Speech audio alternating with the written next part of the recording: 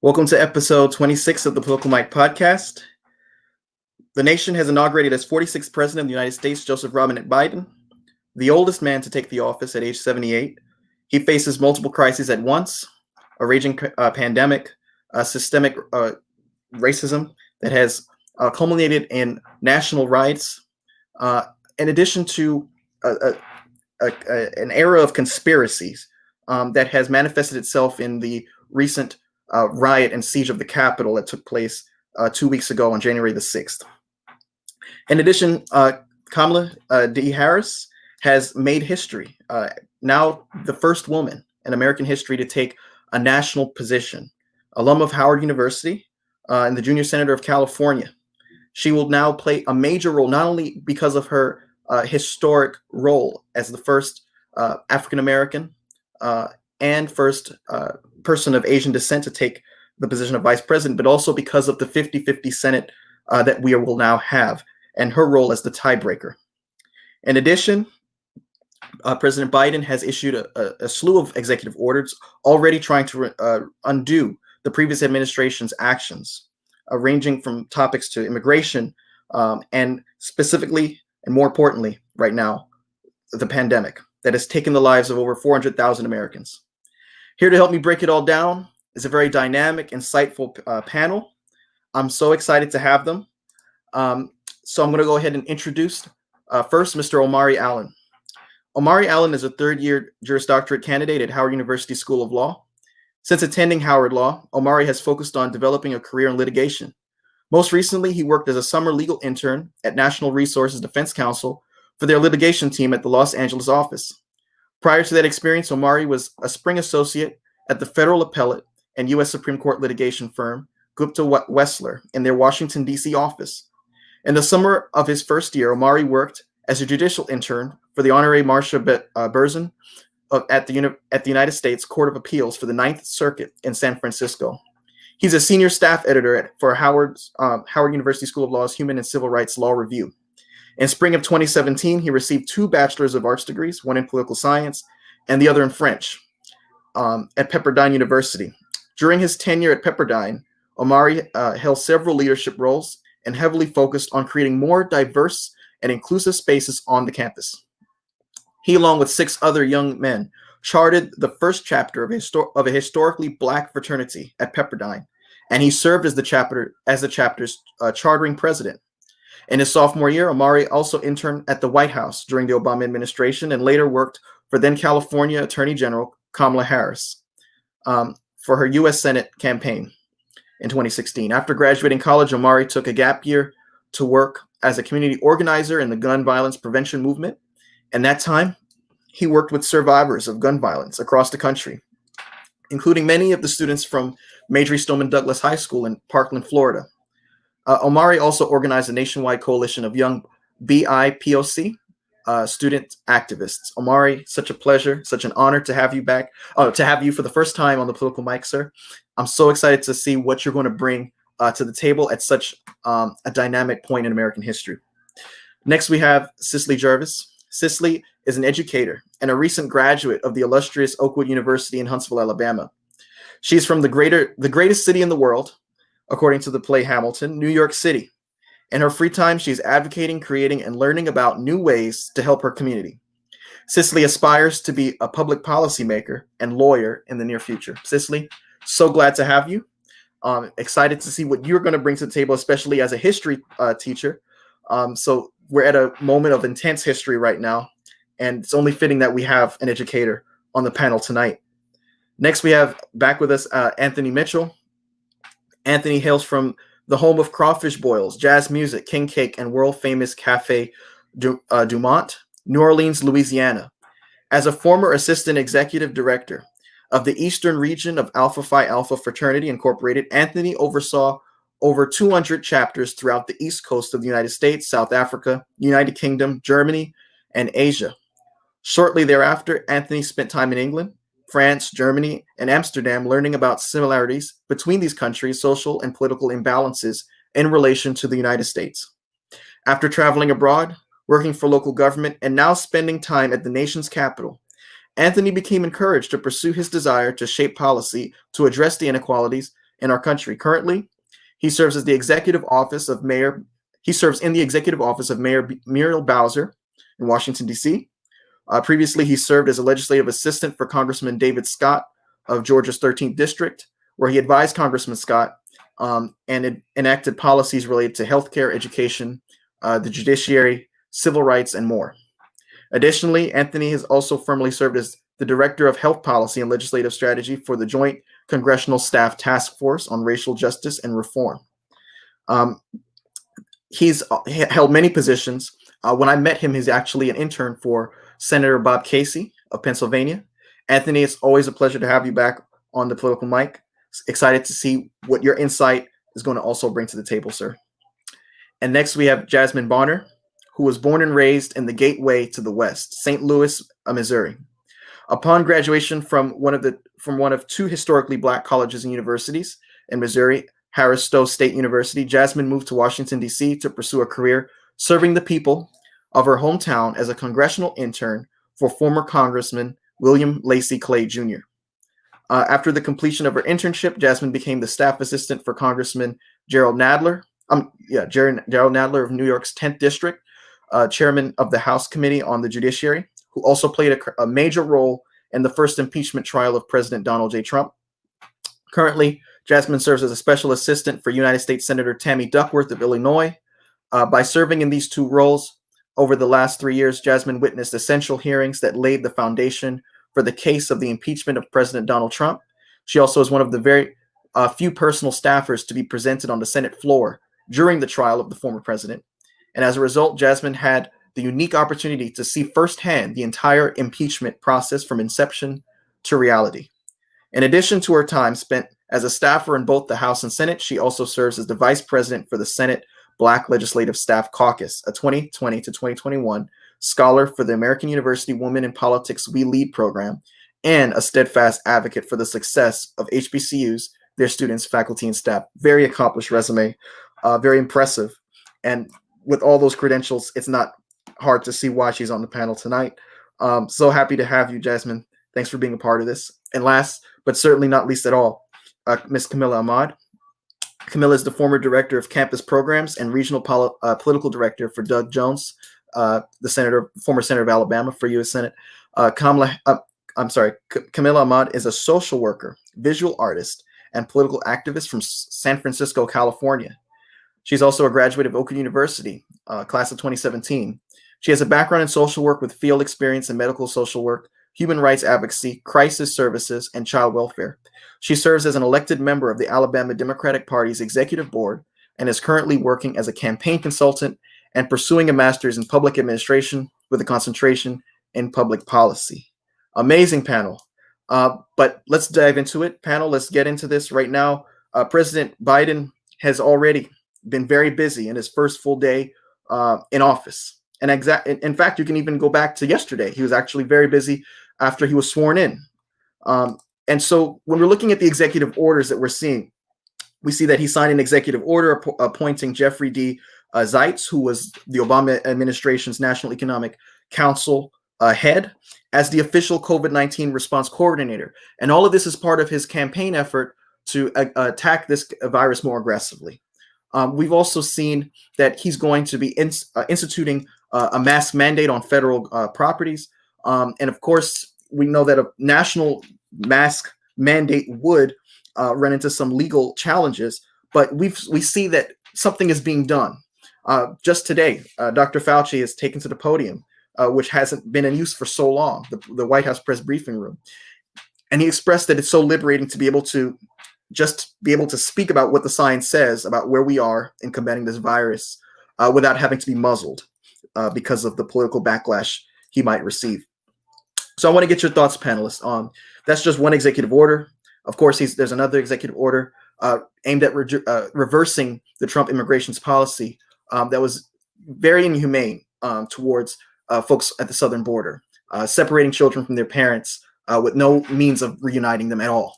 And also reversing the Muslim ban that was enacted in 2017 when Donald Trump made good on his promise to enact a total and complete shutdown of all Muslims entering the United States. I want to get your thoughts, panelists, on these executive orders so far, what they mean setting in terms of how they set the tone for the next 4 years, especially because we're at a 50-50 Senate. It looks like this is the time of the moderate. I had Mr.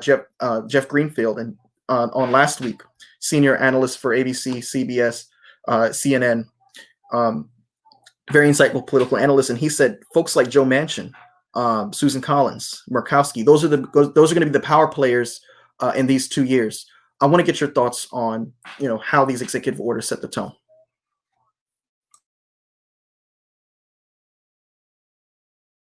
And anyone can jump in. I'll go ahead. Mike, first of all, thank you for having me my first time. So I definitely appreciate you extending the invite. To just be completely honest, I think going in day one with business on the mind, like on your mind, was the best thing that him and his administration could do. We see constantly the high numbers of people dying from COVID, right?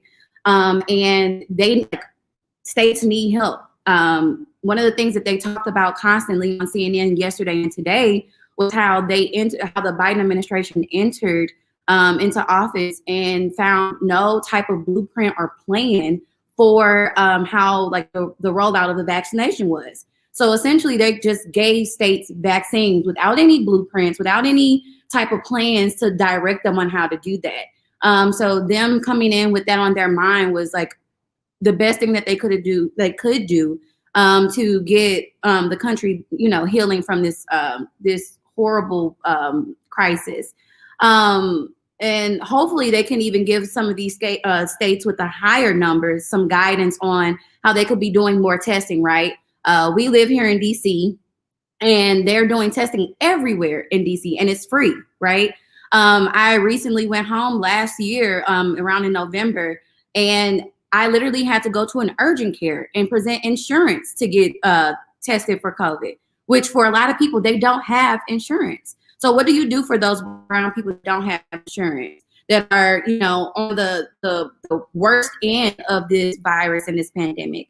So I think that's some of the things that they're going to have to continuously roll out and think about as they're signing all of these executive orders. So, yeah, if I could just add one thing there, I think one of the most important things is all of this is commonsensical, and it falls in line with the science, right? When you think about the executive orders about mask mandates on planes, trains, and buses, right? That's a no-brainer that you need to have a mask when you're in a public hub like an airport or a Greyhound bus station where a lot of people frequent and usually may not be the cleanest, right? So you want to make sure that you have people being protected when they're around a lot of other folks, especially in a tight vacuum sealed place like a train or a bus or a plane. But going deeper than that and looking at folks that are outside of our country, if you look at, President Biden, he's extended the number of countries that are, on the ban, but also he has made it a mandate for folks that are coming into the country to test negative for the coronavirus. So if you test positive, you won't be able to come into the U.S. And then we saw earlier also that the CDC shortened the quarantine gap from 14 days to 10 days. Things like that are commonsensical to make sure that we're managing the spread, managing where people and how people are moving. And we see that he's also making moves on climate change. Omari? Yeah, so I actually was going to get into that one. I think obviously the pandemic and all of the executive orders regarding the pandemic are of high importance, highly critical, because that's an immediate need right now. But I would also like to add in the executive orders to the climate change, as well as some of the immigration reform executive orders, I think are of also great importance just because of the vulnerable communities that they're going to affect. I mean, with us coming back into the U.S., coming back into the Paris climate agreement, I think that's going to be huge implications that a lot of people don't fully understand, kind of what our withdrawal from that agreement implicated for us and for the environment and climate movement. But then the other executive order that really kind of stuck with me was the change to include back into the census the undocumented citizens or undocumented residents within the country, because that is critical information that should have never left, as well as obviously stopping the construction for the border wall that never existed. So. And I just want to, thank you for that, because I want to reemphasize how difficult it was. Remember when President Obama and at the time Secretary of State John Kerry were trying to negotiate getting into the Paris Climate Accord. And what does this mean? You're talking about carbon emissions that were supposed to be reduced significantly by the year 2025. Right now, that's only 4 years away. And so we're behind the 8 ball in that, because we've been out of the picture in terms of national leadership on climate change.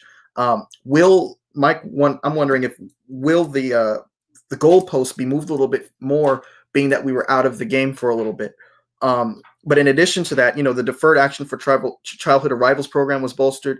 I remember when Anthony, Jasmine, and I, when we were working on Capitol Hill with the CBCF, I think, at least for me, the first day was January 23rd, which was still the government shutdown. And the shutdown at the time, in 2018, was all about immigration. And we thought that, Chuck Schumer, Nancy Pelosi, there was, reports that they were coming into the White House and they were coming out saying Trump has a soft spot for the kids, for these immigrant kids who are coming over.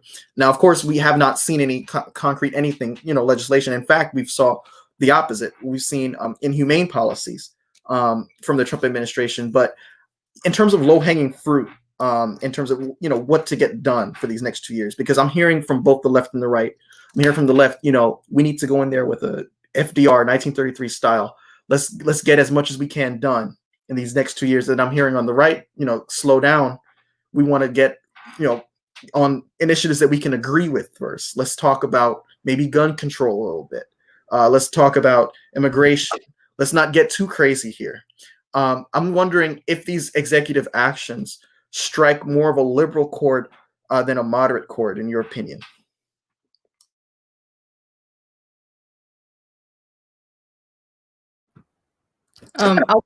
I'll go ahead and kind of jump in. This is kind of like an answer, I think, to touching on both of your questions. But I think there are, after the last 4 years that we faced, right, and then after the last year that we faced, especially, I think that we have to remember that as a collective society, we have faced a serious set of traumas, right? Like, in addition to what is already difficult through life, like, we all have to work to live. We all have to figure out how we're going to pay for our healthcare, whether that be through our jobs or by, whatever other means. Then on top of that, we have this virus that has just completely wreaked havoc, really, here in this country. This did not feel like it was something that we had control of over, or something that we would find control over anytime in the near future. And then people are facing things like job loss, eviction. People are still, unfortunately, passing from the things they already were before we knew about coronavirus, right? And so I think that I didn't expect first day, I'm not gonna lie, I didn't expect first day to feel as much hope as I did. I think, like many Americans, I was feeling very cautious, right? Like, put your money where your mouth is. I'm gonna wait to get excited until after y'all do something. But I think that just the symbol alone of Biden being there and signing those executive orders, I think so many of us have been waiting for action, not partisan action. There are clear things that are affecting all of us, right? We all need to figure out how to get control of coronavirus. We all need to make sure that our neighbors are healthy, that people are safe, that we still have access to the American dreams through our jobs, through our, all these sort of things are just public safety issues, right? Like basic human needs sort of issues that I think everyone's been just kind of like waiting at the edge of their seat, and quite frankly, exhausted with how long we've had to wait for something as simple as the system that we pay into having our back when things hit the fan, right? And so I think that first day, having him sign those executive orders, having him he spoke all throughout his campaign about wanting to restore the soul of America, wanting to restore our sort of hope in and trust in the system. And I think that a lot of us, and rightfully so, we're losing that sort of faith. And so I think that people have been so ready just for action. And so seeing on that first day, seeing those executive orders, there are lots of things that are just not partisan issues. I know we're confused almost with how we polarized politics, right? Suddenly things that are just like, hey, do I deserve food and water is like a Republican or a Democrat issue. Like, no, you have the right to live. And so these are issues that are going to affect all of us, that everyone deserves, right? That we should be expecting out of the government that is here to make sure that we have basic things like public safety. And so I personally am just excited to see not necessarily like, what do I want as a liberal? What do whoever want as a conservative, but what do we need as human beings? So I'm excited to be in a space again where we're just thinking about people's humanity. And so, like I said, I was cautious, but I like that we're hitting the ground running, because I think that that's what people have needed, just the restoration of hope that maybe not all is lost. I just want to piggyback on what Camilla just said. As a teacher, and our First Lady, Dr. Biden, as well, I think there's a focus also as well as trying to get our kids back into school. I know some of them do really good online, and some of them are just in the classroom students. And it's just kind of refreshing to see that there's now a plan to, go back into the school building, as may cautious as we may be. But it's nice to see that our kids are now back on the front line and cared about as well. Just want to point that out too. And what makes this so different is that, for one, we had our first press briefing last night. And Jen Psaki, who's going to be the press secretary for President Biden, had, told the members of the press, we're not going to agree on everything. There are going to be times when I would want to, present one thing and you're going to try to pull me in the other direction. But what's great about the way this works is that we can respect each other's roles going forward and have this mutual respect. And in so many ways, what we saw with the inauguration, I think it was more than just, usually the inauguration is a day of symbols. It's a day of, celebrating the peaceful transition of power that we, so often hear of. But yesterday had a whole different meaning. It was almost as if this was a reminder to the country of what is normal, what is acceptable in terms of, relations with the government. Remember, the press is usually called the fourth estate, the fourth branch of government. And so for Jen Psaki to now come into this press room, which, let me point out again, wasn't in use for so long. And when it was in use, it was used in a combative way. Regardless of what your politics are, you knew that this was a toxic environment. And so it's just such a different, stark contrast that I think you really haven't seen in American history. But I kind of want to pivot a little bit to the former president. He left around, I believe, 8:13 or 8:14 in the morning on Marine One and headed off to Florida. He gave a speech that was interesting. Usually, the presidents who are departing give a speech at Andrews Joint Air Force Base. And at the speech, he had mentioned, it was kind of like a campaign speech almost, what Trump's campaign speeches are usually like. He touted himself on the economy. He said he built it twice. I had Professor Sherman Rogers on of Howard University School of Law. He begs to differ. But, he kind of went into, just the accomplishments. And he said, if your taxes go up, remember I told you so. And I was just thinking, this is a very, to be blunt, tacky way of leaving. Because usually, remember, when President Obama left, he spoke about democracy. He spoke about the role of a citizen, specifically in democracy.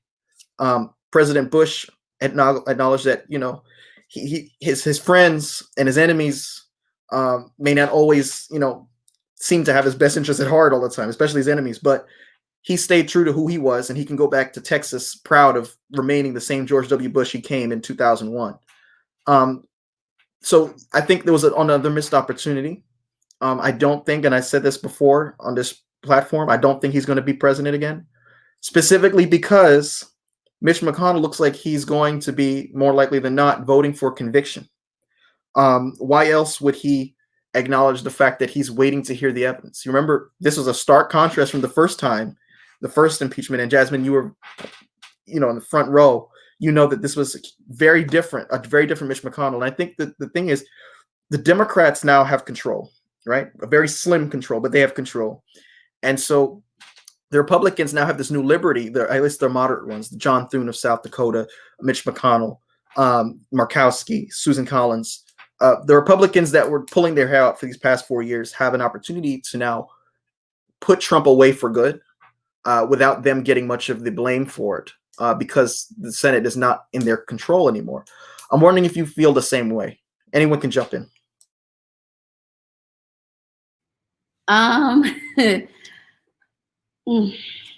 So there's a lot to unpack there. And first, let me start by saying everything he did yesterday, not attending the inauguration, not even conceding, the entire process, right, just toting all of those lies after he lost the election was tacky. Let's just be real. It was incredibly tacky, and it was incredibly embarrassing. And everything that we saw from then, even what happened in the Capitol on January 6th till yesterday, it's just, he's a sore loser. And our country has had to witness that, and other countries around the world have witnessed that. And, coming from the Midwest, a lot of us have more, conservative values. And I have two Republican senators that represent my home state, but they are, Roy Blunt is more willing to work with Democrats, especially moderate Democrats, to get legislation pushed through. We are looking at a completely different Republican Party than we saw 4 years ago. And now they are dealing with infighting. 4 years ago, they were talking about the Democrats and how the Democrats are dealing with all this infighting with the new and the old. The Republicans are dealing with that right now. You have the Republican leadership in the House that are, upset. People are tired. They are sick of the rhetoric. They are tired of their constituents having to deal with all of this BS. And then you have those people, unfortunately, like Josh Hawley, who continues to peddle all of these fake lies and these narratives of Antifa has done this or has done that.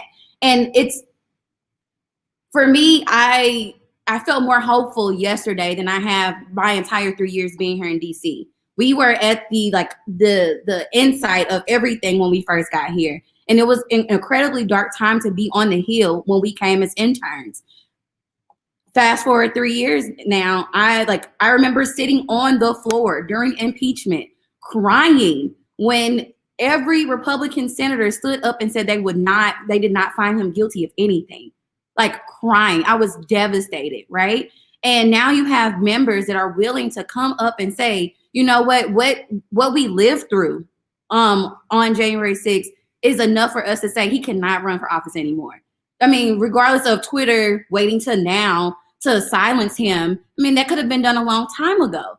Same for Facebook or any of these other platforms that have waited until the insurrection to say, maybe this guy is pretty bad. Maybe we should quiet him down and not, let him continue to spew all this stuff to his base. What happened about doing that in December? When he was going down to Georgia and saying all of this crazy stuff.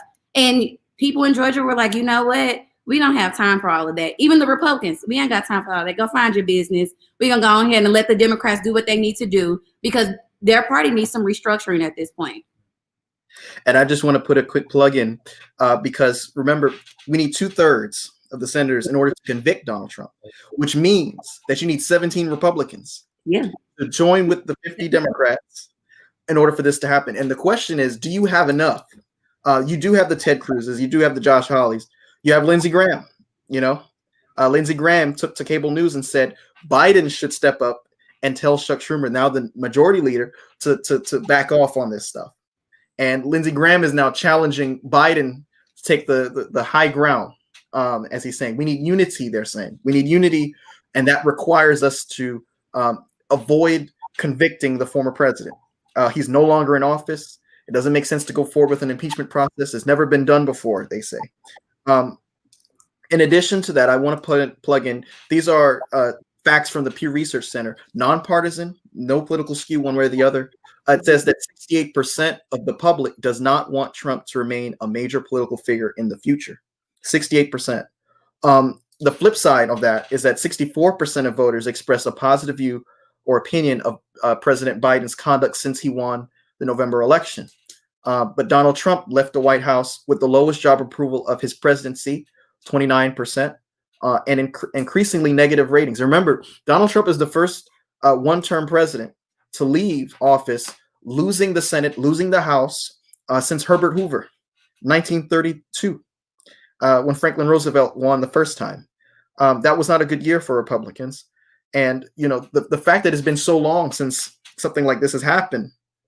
Remember, presidents are usually reelected. We've only had 3 since World War II that were one-termers. And this third one just happened.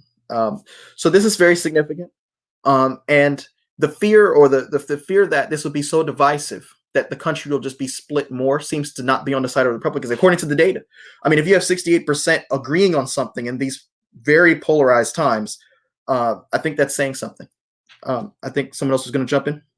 I think to your first point, I think not doing anything to for what Lindsey Graham, what Jasmine was saying about Lindsey Graham not wanting to do anything, it's kind of giving a slap on the wrist and saying, this is okay. This behavior is okay. And it's absolutely not okay.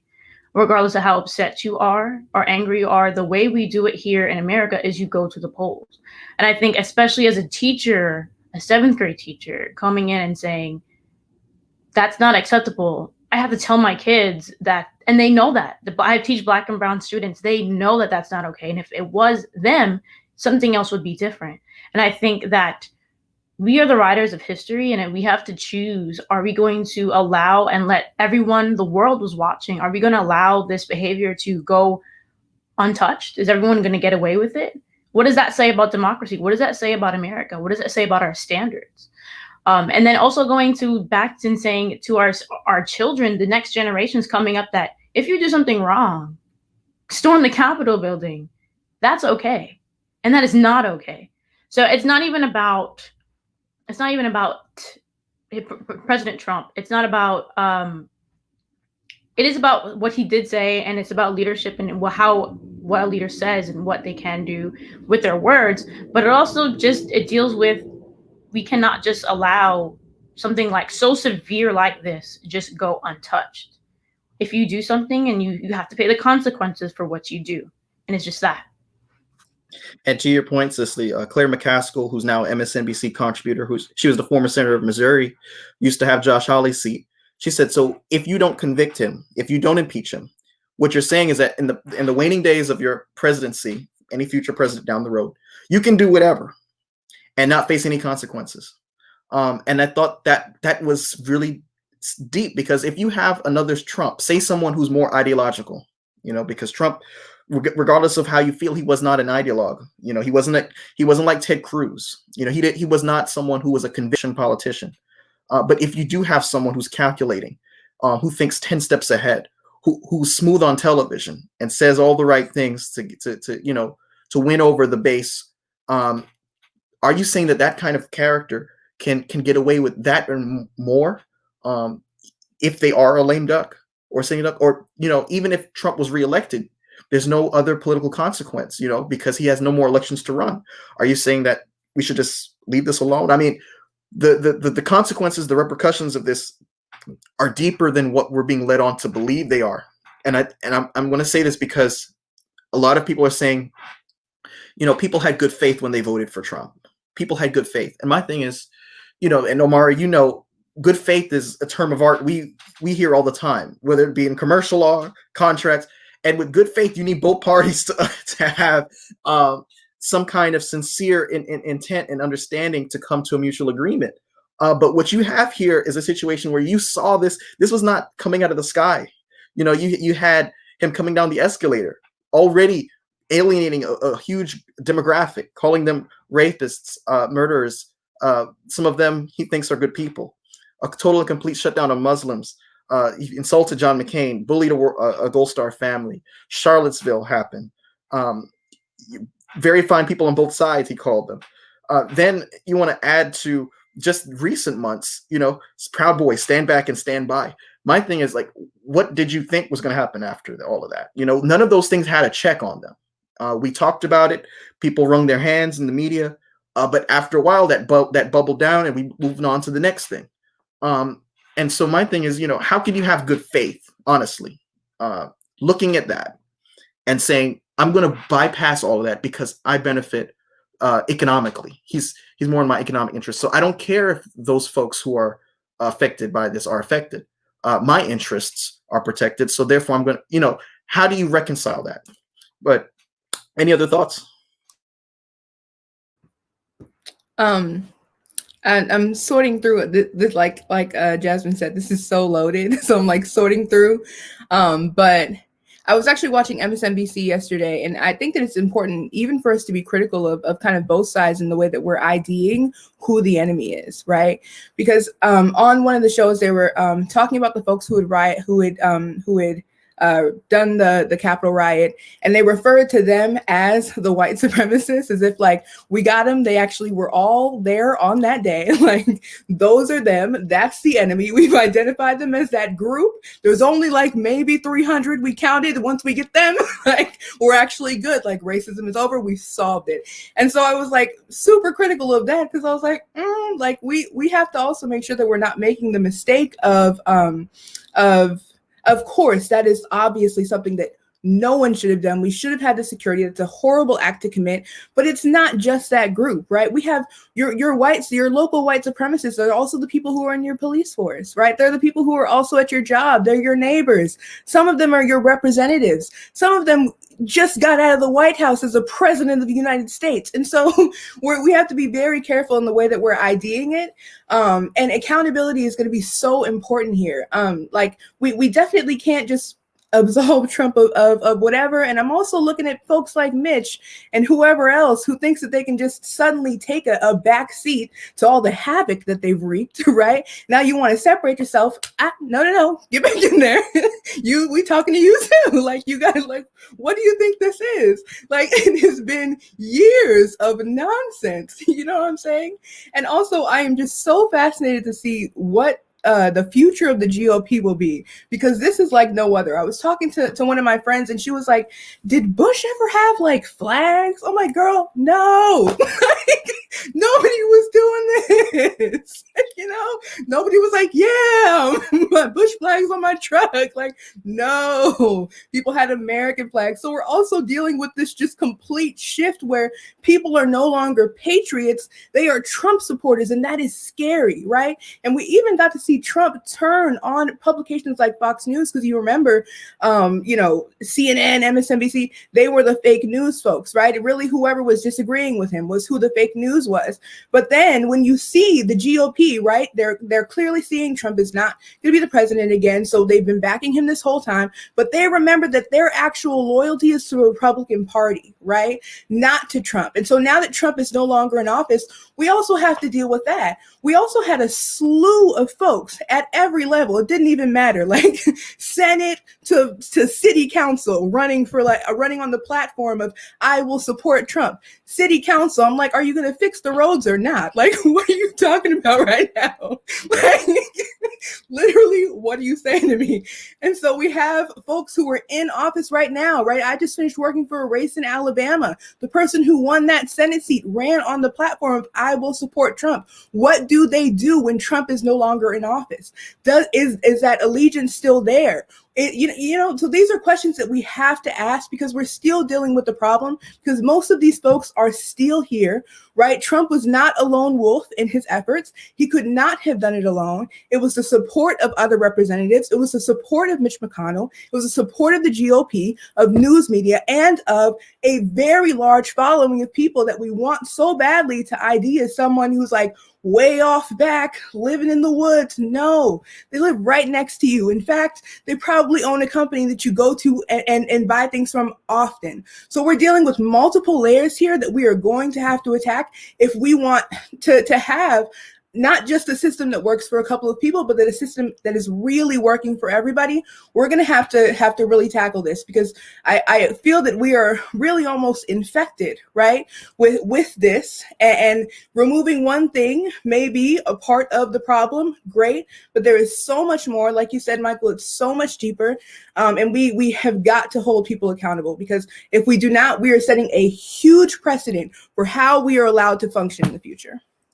And to that point, Camilla, thank you for bringing that up, because remember, 25,000 troops were deployed just for this inauguration.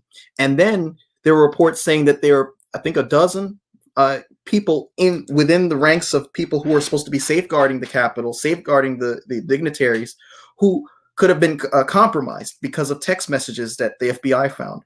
So we're in a situation where partisanship has seeped into almost every facet, not just news, but now the military. And I just want to talk a little bit about, since we're on this topic, because the report just last night came out. Michael Flynn's brother, Michael Flynn, the same Michael Flynn that President Obama reportedly advised Trump not to hire during that transition period where Obama invited him to the White House 2 days later after the election. And Trump went ahead and invited him anyway. During that December, between the election of November 2016 and the inauguration, January 20, 2017, Flynn calls or communicates with Putin and says, don't worry about the regulations that were imposed by the Obama administration. When we get in there, it's all going to be done with. That bubbled to the surface, and all of a sudden, he became the first Trump official to have to be fired. But that's just a little bit of context in terms of the brother. Now we have the brother. It was reported that the Pentagon, in terms of safeguards that should have been enacted to prevent or to mitigate the riots and the chaos that took place on January 6th at the Capitol building, he specifically refused to get more involved with, ensuring that was mitigated. I want to get your thoughts on that, panelists. I'll start off. I was actually listening to NPR yesterday, and for some reason, in conjunction with the celebratory narrative that they were covering the inauguration, they also decided to have some Trump supporters interviewed. And then in addition to that, they had she's the former Deputy Secretary of Counterterrorism at the Department of Homeland Security, and had resigned, they said, this past fall. And some of the things that she was saying were very interesting to me, but essentially her department, counterterrorism at the DHS, since as early as this past summer, so back in, what was that, June or July, when President Trump had said that he was starting to spew those defraud, the election's going to be fraudulent, that he was already kind of laying those seeds across his supporters and his baseline. From starting at that point, the department had actually started to categorize his supporters as categorical terrorists. And she said on the interview that Trump was, not only was he denying like seeing them and regulating them as actual terrorists categorically under whatever the rules are under the DHS, or at the DHS, he also was inciting them. And that's kind of led to her to leave.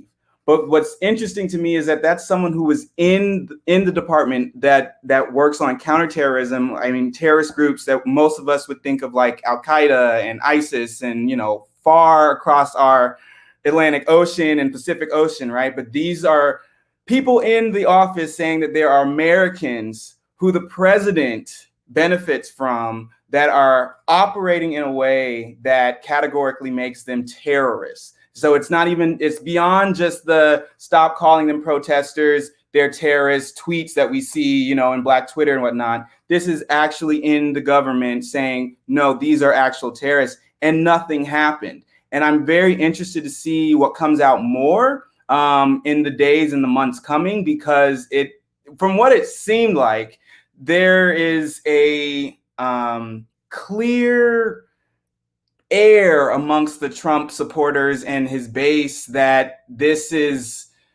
it's very Hail Hitler. To be frank with you, they talk about Trump. This one woman was getting on there saying, no, this isn't over. Like we have to support Trump. He's done so much for us. We can't let him down. I mean, talking about him as if he was your spiritual leader, as if he was Jesus himself, you know, and it was strange to me. Like they weren't talking about him as if he was a president. Like he was just some, you know how the Black grandmas talk about, oh, Barack, he's so, you know, oh, I love me that Michelle, you know. No, it wasn't like, oh, that's my president, you know. We never have flags. I just want to say we never have flags. But I'm just, you know, and so, but they're talking about him like you would talk about having a vision from the great beyond, and he, as if he is really a movement, which I will give him. Trump, Make America Great Again, essentially was a movement. No one can deny that. I think you had in 2016, you had the movement of Trump and Make America Great Again, and you had the movement of Feel the Burn, in my opinion. I don't really think Hillary presented a movement to the country, but I think you see those two extremes of progressivism and democratic socialism, and essentially this nationalist, fascist, you know, other extreme side.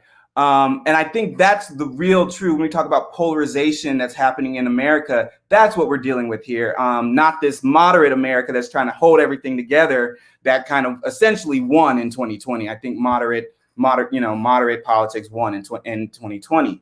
But yeah, I mean, that's my biggest take is on as far as national security is concerned, is that I think the media and the government and the people as well need to start recognizing Trump was more than just a president. We have to talk about this like we would talk about neoliberalism, or we would talk about, you know, Nazism, like all of the different political theories and political movements that we learn about in our political science major courses and our history and our APSU history courses. That's what we're looking at right now. We're looking at an ideology that is going to, unfortunately, surpass the 4-year term of President Trump. And essentially, you're going to have to create policies that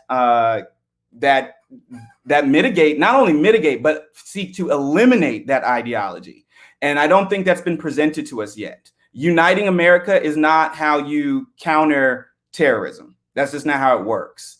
And I think that's the biggest thing that Biden has probably not really publicly told us yet what he's going to do. And I get that, because maybe he's not trying to scare up. Because going to Camilla's point, the reality is people have terrorists living in their homes. People have terrorists that are giving them paychecks. People have terrorists who are married to terrorists. It's different. It's so different, and something that we have never even imagined. At least I've never thought I would think of the country essentially going through such a terrible time of a true war on terror.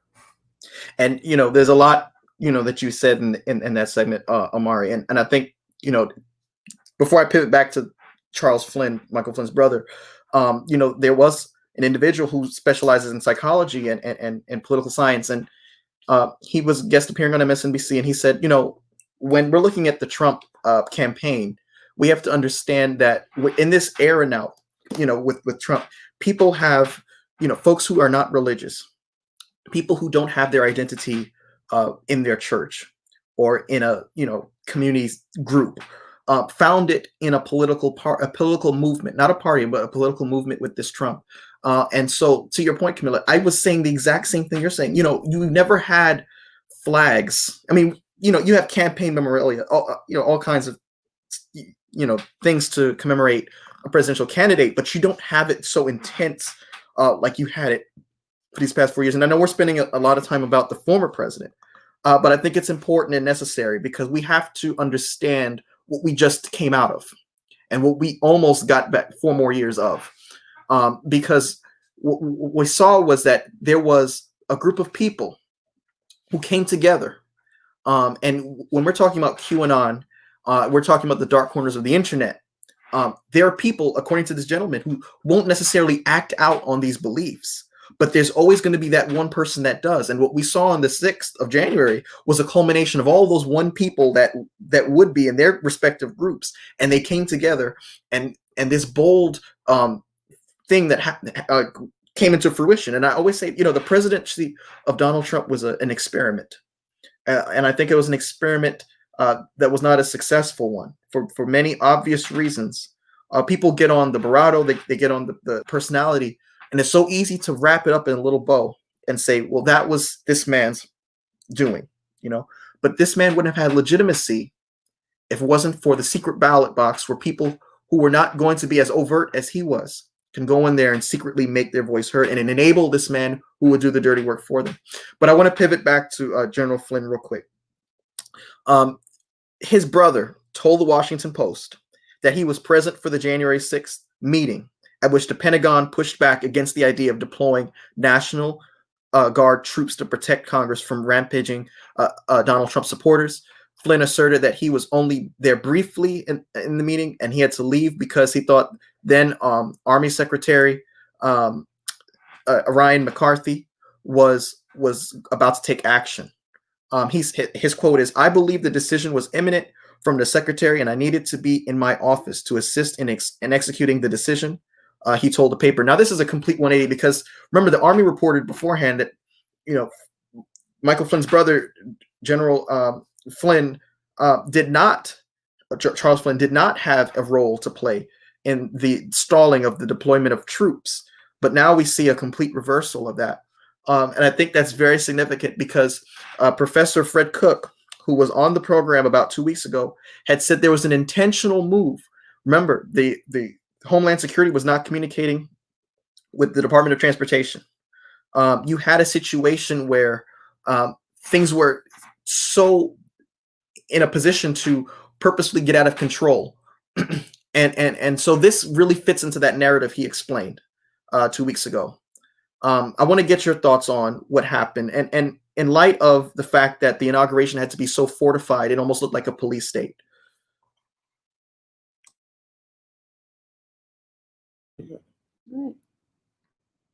Okay. First of all, DC needs statehood.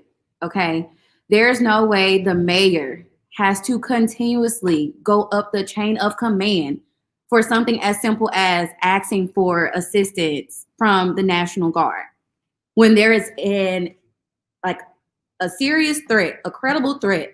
We are seeing live. I was in my home watching, you know what I'm saying, or whoever, everybody around the world was watching people break into the Capitol. Let's just be real for a second. The Capitol is one of the most hardest places to get into in DC. Let's just be real. You come up the wrong street, you might catch yourself with some heat in your face. Let's just be real. But for me, I feel like it's frustrating when you see these things, and you have, again, people like Josh Hawley that saw that witnessed it. You have people like him that are working in the Department of Homeland Security and all of these other agencies that are like, you know what?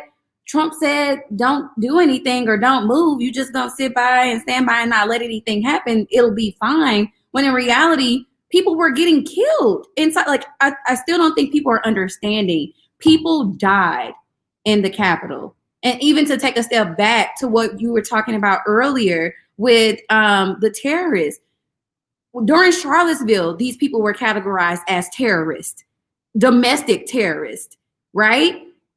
When synagogues were being attacked, they were being considered terrorists. These were white men who were doing these things, going around holding those tiki torches, saying Jews will not replace us. Like, come on now. Like, I know I didn't want my parents going to Home Depot for a while after that. I'm like, don't go buy no tiki torches from them. We gonna stay in the house. No mosquitoes don't bite us, none of that. But, and like, being seriously, like, so many of those people that worked in those positions, if the mayor of DC had the authority to do it, would have been done like that. She has to go through so much to try to get assistance. Trump still has a bill for that stupid parade that he tried to have that nobody attended. You know what I'm saying? Like, so she needs, or DC just in general, they need statehood. You know what I'm saying? Like, that's it. That's the tweet. DC needs statehood. That's it. Period. And you know, that's a good point you made, Jasmine, because, well, several points. But the point specifically about the security behind the building, because we know, and anyone who's been to Capitol Hill knows, that it's almost like going into the airport. You know, you go through screening, you take everything off, you put it on the conveyor belt, you stand in the middle, they take a little mini x-ray. And I remember, you know, going back to, you know, the 23rd of January 2018, the lines were, because we know that Dirksen, Russell, the Hart building is kind of like a square. People were lining up all around that square in the cold winter, just to get in, because you had to each one by one go through the same process. And it was so fortified that if someone wanted to get out of control, that just was not going to happen. And to your point with the security, Professor Cook also mentioned, you know, remember, Mike Pence was in the building. And a lot of, I don't know, this was stressed a lot. I don't think it has been, but you have the executive branch and Mike Pence, who was the vice president, and the legislative branch, the Senate and the Congress, ratifying or certifying the electoral count votes in the same building. And usually when you have a situation like that, it's very fortified. There's a lot of security. Remember, the State of the Union is the one event where all three branches of government are under the same roof, and there's a designated survivor. In this situation, you had two branches under the same roof, and things got out of control. And I think the only reason why ultimately Secret Service and National Guard were deployed was because Mike Pence was in jeopardy, you know, and the vice president-elect. Remember, Kamala Harris was still the junior senator of California at the time. She didn't yet resign. But I want to pivot a little bit more as time is getting away from us, and it seems like it went by so quickly. Back to the Census Bureau director's resignation. The Census Bureau director, Stephen Dillingham, resigned this past Monday as the director of the Census Bureau. This was bringing an early end to his tumultuous tenure that culminated this month, and he charged that the position was becoming too politicized. He notified the White House that he would leave the agency on Wednesday, which is the day that President-elect Biden became President Biden, the 46th president. Under federal law, his term was supposed to end in December of this year. He took over the agency in 2019. He was nominated by President Trump, who cast himself as a seasoned statistical expert who was committed to upholding the Census Bureau's historically nonpartisan work. This is significant because, remember, a lot of times people forget 2020 was a census year. He was tasked to oversee the 2020 census. And the work that he was trying to do was overshadowed by the Trump administration's year-long effort to use the Bureau's population tallies to change the rules for reappropriating the House of Representatives and drawing political districts nationwide. This is significant because we know that this was a very razor-thin election. Even in Georgia, when you go by, you know, the counties, Fulton County, you go to Henry County, Clayton County, those counties were really won by, you know, I guess when you get closer to the metropolitan area, there was a large margin. But when you look at the moderate counties, I mean, this was a very slim victory. And remember, he only needed 11,000 plus votes. That's what he told Raffensperger. That's all I need. But this is significant because you have someone jumping ship because he says that his role is so politicized. But when you look at the reason, the administration is trying to use the calculations from the Bureau to try to manipulate it to its advantage electorally. I want to get your thoughts on that.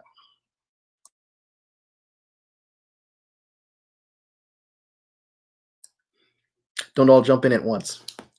But just to add a little bit more to the context here, remember Section 5 of the Voting Rights Act is another layer because that now gives states free reign to make any changes to their voting laws. So I'm thinking that, you know, in terms of, we talked about it earlier, what should the Democrats' first priority be? I think, you know, the John Lewis Voting Rights Act needs to be number one because, you know, any kind of viability for the Democrats can have going forward electorally has to be through a change in the voting regulations. You have a situation where you can have states like Georgia say, okay, well, Stacey Abrams has whipped up enough votes. Let's go ahead and make a few changes here and there. We saw 2018. We've seen situations where elections were won by technical errors and things that really deterred folks from voting. People who didn't have voter IDs. All kinds of different ways in which we can reduce and suppress the amount of people who can cast a ballot. I want to get your thoughts. Yeah, well, I'll add in real quick. My first thought is just, as far as Georgia's concerned, I think we have seen the potential of the Black vote. We've seen what the Black vote truly should be valued as, or really, I don't think it can be valued. I think it is invaluable, especially to the Democratic Party. For any party, if the Republicans had enough sense to know that there are plenty of Black conservatives in the Black community and they got their stuff together, I know for a fact they could get a whole bunch of their own GOP Black vote, but they haven't done that yet. But so for the Democrats right now, I think when you talk about presenting different legislation like the John Lewis Voter Rights Act or bill, and then you have different reorganizing and electioneering bills and proposals that have come up. I think at first, really, it's a party thing.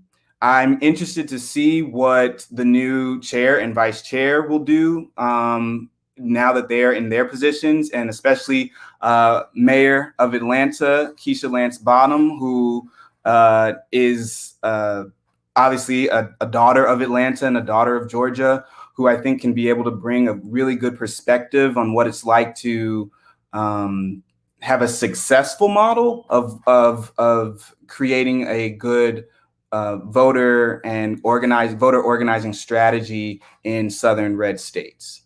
But I think for me, I would say I think it's more of on the political party right now and the party establishment to really figure out kind of how they're going to organize. At the end of the day, that's the other thing I want to point out from 2020.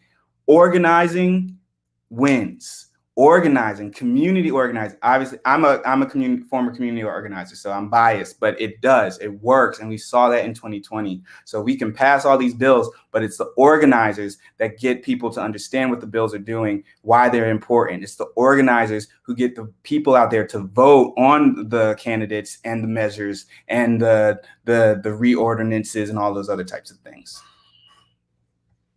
My boss is also a vice chair, so shout out to Senator Duckworth. Woot woot. So I want to, as time is coming to a close, President Biden's inaugural speech yesterday, the theme, was just seeping with unity. That was the message she was hitting home very hard. I was thinking it didn't make much sense to make it an ideological speech.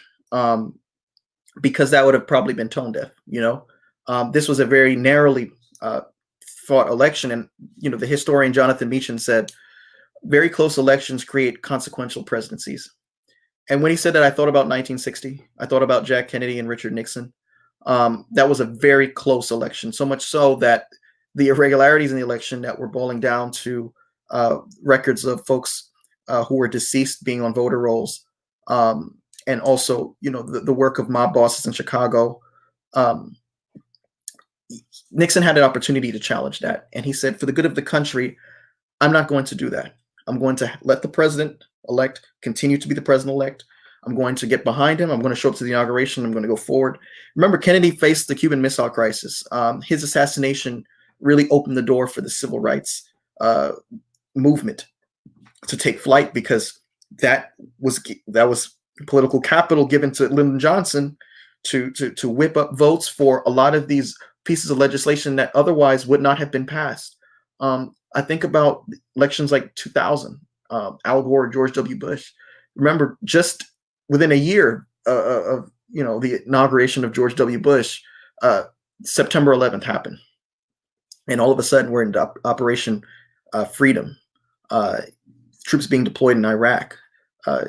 There's no definite time in which they're said to return. And so we see that close elections do have consequences, and I think this election is going to be a very consequential, if not the most consequential in American history. But I want to get your thoughts, but before I do, I want to pull up some quotes from the Biden inaugural speech. Remember, inauguration speeches usually go down in history for a lot of, positive reasons. President Kennedy challenged the country to ask not what the country can do for them, but what they can do for the country. Ronald Reagan tried to instill with the American people a sense of conservatism in terms of fiscal conservatism. George W. Bush promised to be a uniter, not a divider. Bill Clinton promised to bring us into a new frontier with the 21st century. And so President Obama, even, remember, I remember when he came to office, there's a lot of challenges. Osama bin Laden was still alive. The financial crisis had gripped the nation. The housing bubble burst. And Lehman Brothers was the first domino of many to really set off the trend. But he said, we will defeat Osama bin Laden. We will come out of this. And so President Biden uniquely was put in this position to speak. And I think he rose to the occasion. He said, today in this January day, my whole soul is in this.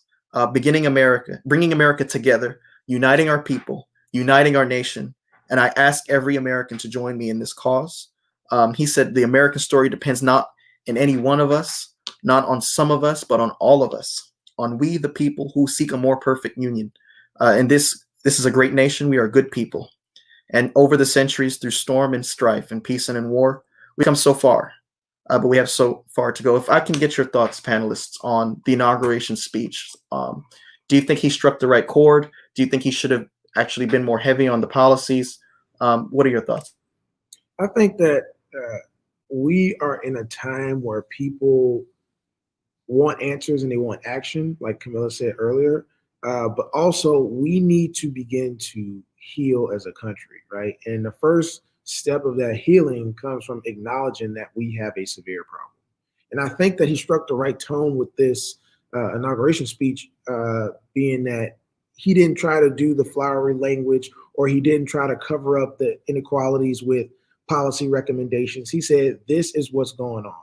This is where we are as a country. And he's calling on good people and the good nature and the good faith that we mentioned earlier in the podcast about, folks on both sides saying, hey, look, this is where we're at. And I need you to band with me to help reconcile our country. He understood before he took office that he was going to be inheriting a presidency that is full of, health challenges, economic challenges, national challenges, and even things that we have yet to talk about, in depth internationally, right? Because we lost a whole lot of friendships that were strained throughout the Trump presidency with our international partners and longtime friends, with the rise of the nationalism that we saw during the Trump presidency. But I think that this inauguration speech and the inauguration itself struck a chord of symbolism and unity and reunification that we need to get to, because we can't take for granted that Trump got the second highest number of votes ever in American history. Second only to Joe Biden and Kamala Harris. When you think about that, over 75 million people said Trump is our guy. You know what I mean? That's a real reconciliation that we need to have as a country. And I think going all the way back for a full circle moment when you said in the beginning about this is going to be the time of the moderate. Well, it is. We have a very slim majority. We actually lost Democratic seats in the House during the re-election. We just got, a 50-50 split, which really isn't, you have it. What I'm getting to is that there needs to be bipartisanship, and this is a real opportunity for that to happen in a way where we can change the narrative of it's not us versus them, but it's a we situation. And I think that that's the type of leadership that we're seeing, even with things like the executive order that Joe Biden did about examining equity amongst all the agencies, right? Looking at all of our programs and how federal dollars are spent across not just rural America, not just urban America, not just communities of color, not just white communities, but how are we as a people doing, and how are we providing resources to all people, regardless of, what state you're from and what party you're in. I think that at a larger level, and even on the micro level, we have to come into some sort of reconciliation with ourselves and realize that, it's like Camilla said, the terrorists that we're talking about weren't just the ones that stormed the Capitol, but they're the people that are in our everyday society. So how do you rectify that? And how do we acknowledge that in a way that charges us to move forward together? I'm not saying that you need to go love on them and they need to become your best friends, but you need to understand that we have to all coexist together. And how do we do that in a way that doesn't infringe upon my rights, but also doesn't trample on your liberties? And even to just add on what you just said, even more specifically, Joe Biden has been in politics for decades. Let's just be real. He was like the driving force behind getting some of Obama's most important legislation pushed through by bipartisan efforts. Republicans, they trust Joe Biden. They know who he is and they know the work that he's done, right? So if there's any time, I think this is the time for Republicans to kind of get out of that funk that they've been in, to say, you know what, let's get back to helping the people, right? Because even today, hearing the fact that Republicans are upset about his $1.9 trillion bill proposal to try to get money into the pockets of everyday Americans, they're like, oh, you're adding to the deficit. Did Trump just not have a tax credit added to some of the most wealthiest people in this country? You can't try to be watching the deficit now when the wealthiest among us are like sitting back eating good and people's grandmothers are struggling to buy insulin. Like, there needs to be, like Anthony said, a moment where we come together and be real about some stuff. Yes, there was this whole small second during killing Breonna Taylor, George Floyd, where white America was like, we stand with you guys, want to understand. But then something else happened. They're like, okay, well, we have to deal with, no. How do we get to a place where we can have these uncomfortable conversations and we be held accountable? And I feel like the Biden administration is going to have to do some of that to get a lot of these members to play ball, because you have people like Ted Cruz, or even the Kevin McCarthy, who went on record by saying that, that this isn't the right thing. But now he's saying that, well, we shouldn't even think about impeachment anymore because he's not in office. Or Lindsey Graham, who's saying, you know what, Trump is no longer in office, but called him out on the Senate floor. You can't have it both ways. You have to do what's right. And the American people are tired of waiting on these people to do what's right. And they're going to take things into their own hands. So I'm hoping that President Biden can do what he can to be able to mend those broken relationships and get back to the work of the people. And I like the point you brought out, Jasmine, before I pivot to Camilla, because I said to myself, 12:01 p.m., January 20th, 2021 is going to be the time all the Republicans are going to become fiscal conservatives again, because we know that during the past 4 years, the deficit has increased. I heard some folks, friends of mine who are Republican, or some of them who consider themselves libertarians, say during the 2020 Democratic primary, I'm not hearing anyone talk about the deficit. I'm not hearing anyone talk about the debt ceiling. Mark Sanford ran. That was very short-lived to challenge Trump. Trump didn't really have a serious challenger, but the Republicans really didn't nail him on that. They didn't really hold him to the fire on being a fiscal conservative for 4 years. And so we're going to see, I think, a lot of hypocrisy, to put it just bluntly, on a lot of these proposals. Remember, President Biden said these actions that I'm proposing, or going to be proposing in the near future to combat the COVID-19 virus, they're not going to be cheap, because it's not a cheap. This has already cost us over 400 lives. We should be expending. If we're not spending our capital on this, then what are we saving it for? Camilla? Yeah, it's funny. When Joe Biden gave his inaugural speech and he went up there and was like, yeah, my whole soul is in this. I don't know about you guys, but I was kind of like, yeah, buddy, I hope so. I freaking hope so. And I'm really glad that Jasmine brought up the racial injustice that we have always faced historically, right? But that we during this time period, we kept saying that it was coming to a head. I'm like, just because you found out about it doesn't mean it's coming to a head, but okay. And so we're also in this space where when the Republican Party isn't gaslighting the Black community and telling them that what they're going through isn't actually happening, while also somehow wrapping that messaging inside of, but my condolences though, then the Democrats are coming in telling us like, oh yeah, no, we agree with you. But then in the statements they put out, the we're so sorry for what happened is like 3 sentences. And the rest of the report is about how you need to stop looting and rioting and da-da-da-da-da. And it's just really, really interesting. And so I think that we're in a very interesting place. And we know that with the inheritance of the presidency, right, you're also inheriting all of the world's problems, and we are expecting you to figure them out, right? But the American people have taken in, I think, a very clear set of messaging throughout the last 4 years, and especially like we said earlier, throughout the last year, that says, in the event of a pandemic, will my government make sure that I don't die? No. Okay. Wow. And then we talk about like these racial justice issues. And like we said, we're either being gaslighted or we're being, sort of, I don't even know what the word is, like a pat. Oh, thank you for using your voice. We're so glad you did that. Also, shh.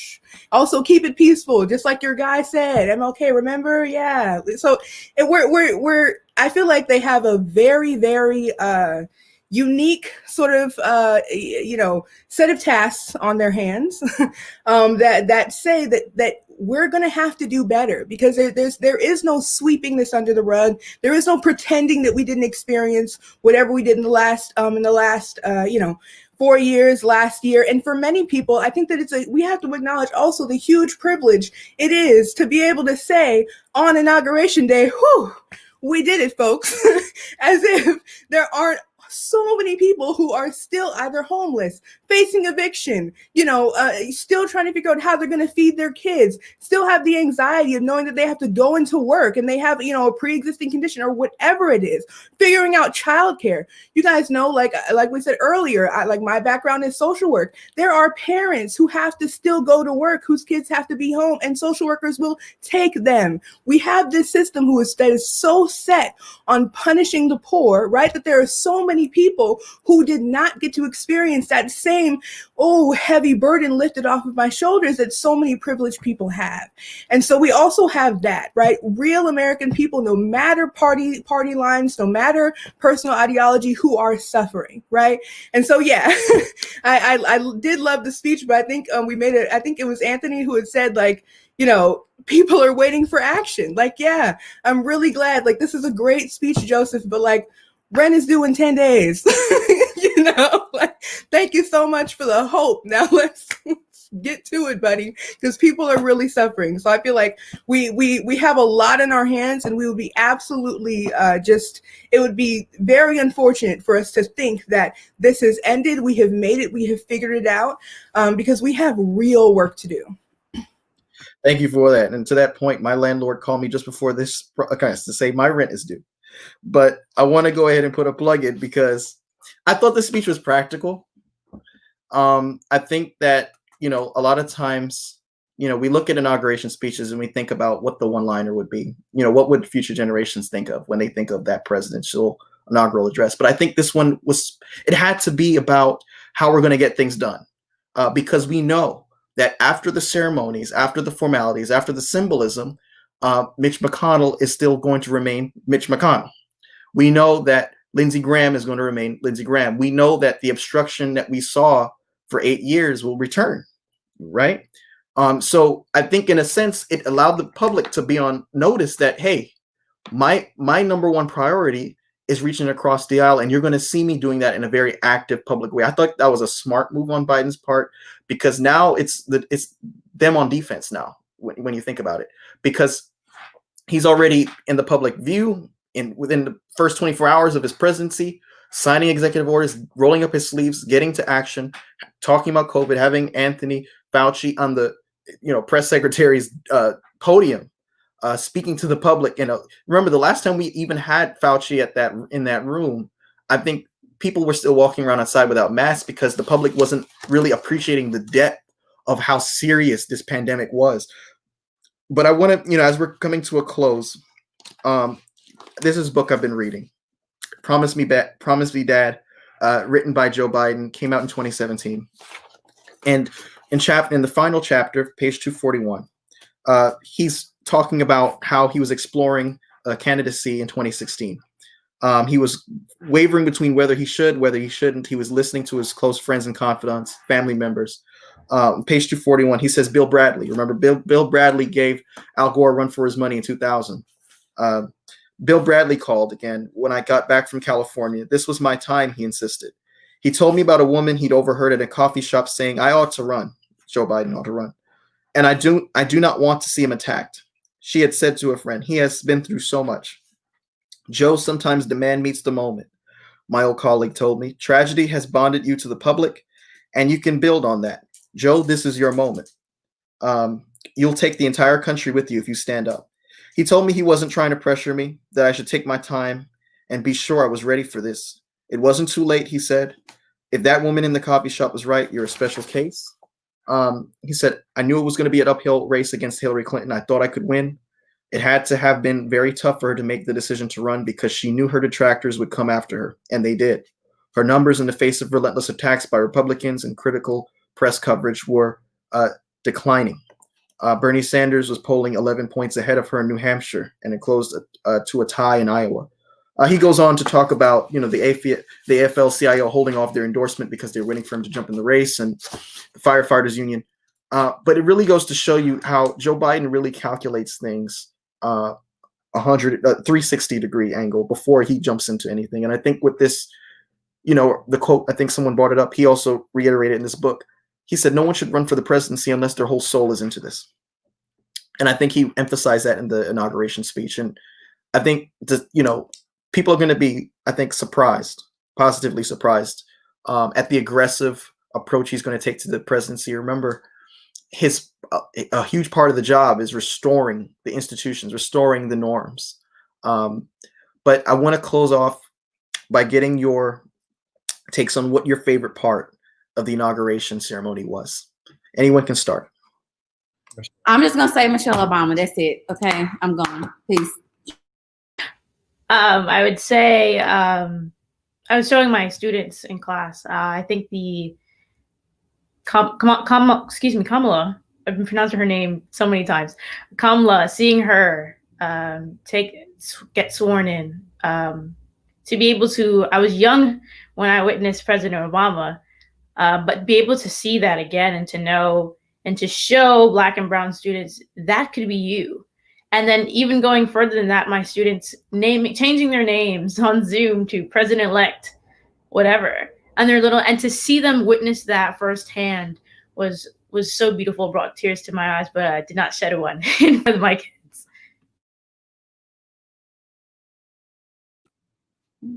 I think, go ahead.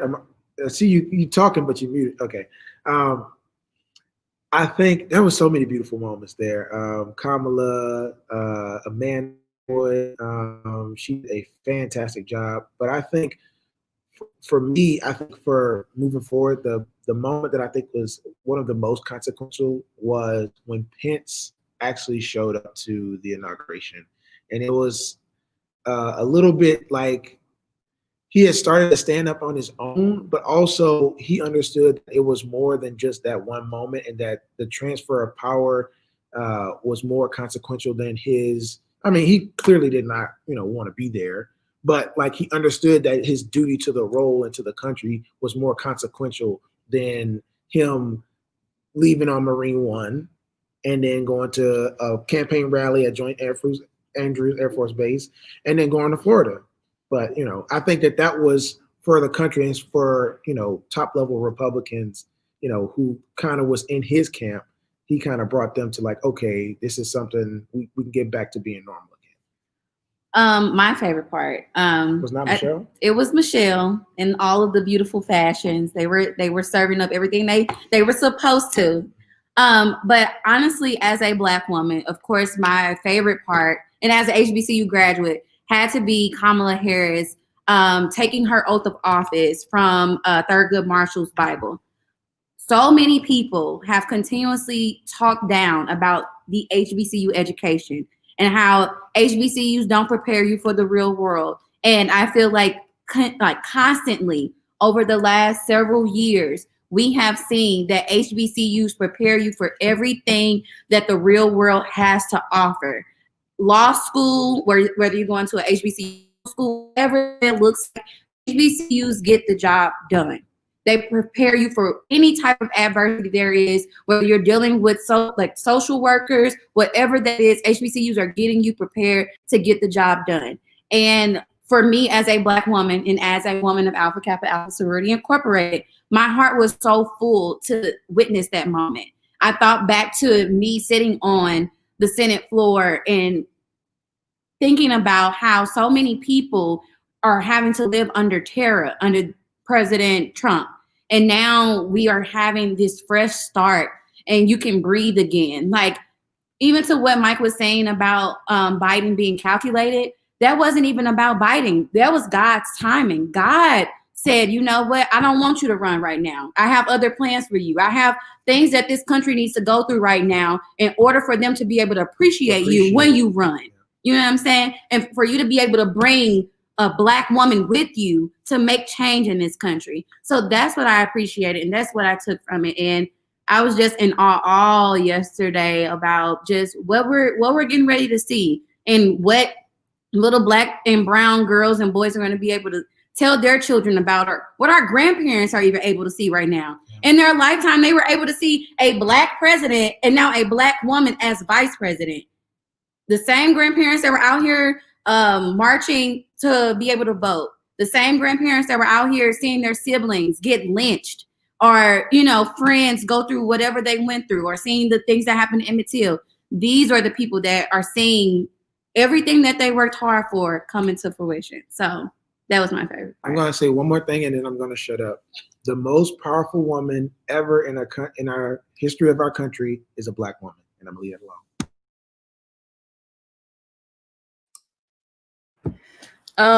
I think my favorite part of this whole thing was just kind of like the general sense of hope. I think I hadn't felt that in like kind of a long time, you know? And even at the beginning of the inauguration, I think I was like I said earlier, you know, I, like many Americans, I think we're erring on the side of caution, right? Like, we're just gonna see. But I was, they're also really starting making it so long, because I feel like at the beginning I was like ready to be mad, but towards the end I was like, this land is your land, like, you know. But yeah, I think that just their ability to somehow restore even just the smallest sense of hope in a people who have been, as a collective, going through so much, right? There are just so many people who are genuinely, truly suffering. I think that is just, it felt good to finally feel like, wow, okay, maybe there is hope. Maybe we can really get something done. That, and then one of these news stations called Trump a twice impeached Florida resident. And I was like, yes, like, drag him. Okay, that's it.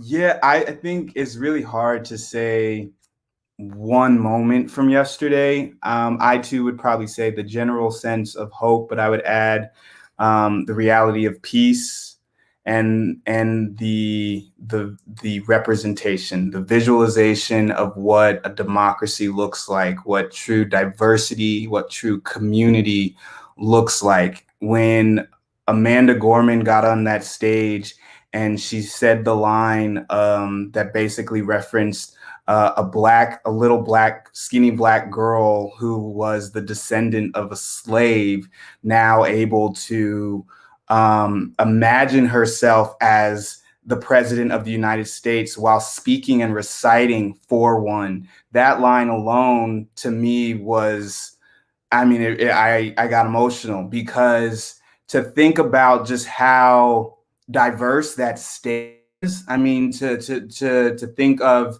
the moment where Kamala Harris and Madam Vice President Kamala Harris, I want to make sure that title is always recorded when it can be.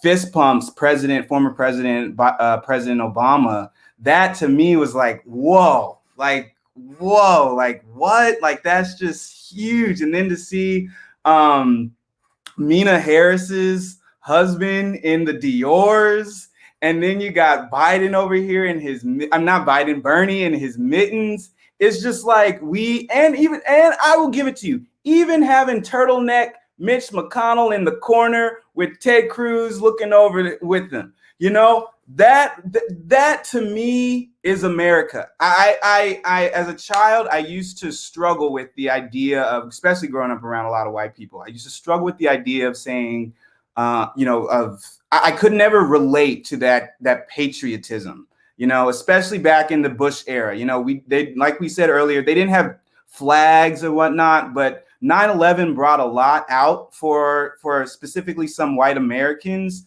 about patriotism and this idea of America and hoorah, rah, rah, that I don't think I really could have related with as a Black boy. And I stand here now as someone just in the past few years, and especially really in this past year for some reason, maybe it's just the crazy of 2020, but feeling like a truly proud American and feeling like we are getting to a point where America looks like so much more. When I say, what is America? I feel confident that I can go to another country and the first thing they're going to show me isn't going to be a picture of some old white man. You know what I mean? For some people, America is Michelle Obama and her bangs and her purple, you know, outfit and the belt and the coat. That is America for some people, right?